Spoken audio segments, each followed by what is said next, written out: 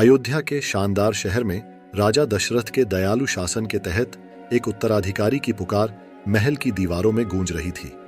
स्वर्ग ने प्रतिक्रिया दी और राजा को 4 उदार पुत्र प्रदान किए, में से राम, जो धर्म का प्रतीक था, उम्मीद और धार्मिकता का प्रकाश बने रहे। उनकी चमक सबसे चमकदार तारों को भी पार कर गई और उनके गुण आख्यानों में बदल गए।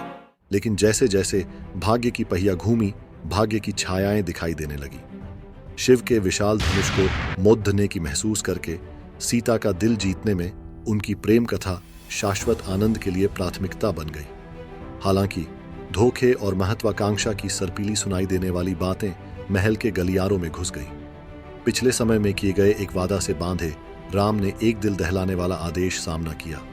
घने और खतरनाक जंगलों में 14 साल का निर्वासन। सीता अपनी समर्थन में अटल, लक्ष्मण के साथ उसके साथ निर्वासन का मार्ग चुना। तीनों की जंगल में यात्रा आशियों, पौराणिक प्राणियों और प्रकृति के तत्वों से मुलाकात की एक चित्र यवनिका थी। अंधेरा अपना जाल डाल दिया जब एक सुनहरे हिरण की आकर्षण ने राम को दूर ले जाया, धोखा देने के लिए मंच तैयार किया। रावण, जिसका दिल इच्छा से काला हो गया था, ने अपना मौका देखा और सीता को पकड़ लिया और उसे अपने द्वीप साम्राज्य लंका में ले जाया। फिर भी निराशा की गहराइयों से आशा उठी। हनुमान दिव्य योद्धा, संघर्ष और समर्थन का प्रकाश बने रहे। महासागर को छलांग लगाने और साम्राज्य को चुनौती देने की ताकत के साथ वह राम का संदेश एक कैदी सीता को पहुंचाया। लंका के सुनहरे शहर को संकल्प की ज्वालाओं से जला दिया। युद्ध के नगाड़े गड़गड़ाने लगे, जिससे आकाश हिल गया। राम वीर वानर सेना के साथ उमड़ते हुए समुद्र को पुल बनाकर लंका पर घेरा।